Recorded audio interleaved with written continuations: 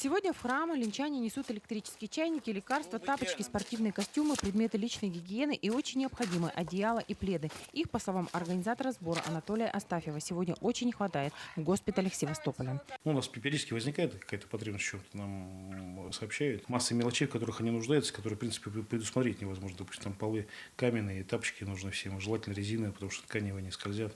Вот мы взяли там партию, несколько коробок тапочек закупили. За 2 недели организаторы собрали уже более 30 коробок необходимых вещей. Эта партия будет отправлена уже 5-й. За 2 недели мы уже отправили на сегодняшний день на 196 тысяч. Эта сумма, не очень, конечно, большая, но и немалая. На сегодняшний день у нас отправлено уже в госпитале Севастополя 5 посылок. Мы оплачиваем и транспортные расходы, то есть они получают сразу же груз без всяких дополнительных расходов с их стороны. К месту назначения уже на подходе футболки, трико, обувь, одноразовые пеленки и байковые одеяла. Линчане очень активно участвуют в сборе, несут новые вещи, помогают деньгами. Дети пишут письма, женщины вяжут носки.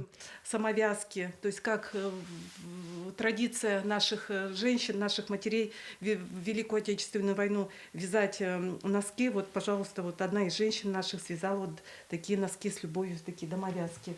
Как нам объяснил Анатолий Астафьев, прежде чем начать сбор вещей, были найдены люди на местах проведения специальной операции, которые рассказали, в чем нуждаются сегодня солдаты в госпиталях. С ними и поддерживают связь наши волонтеры. Эти люди непосредственно сами доставляют помощь тем, кто в этой помощи нуждается. В данный момент мы работаем с севастопольскими госпиталями.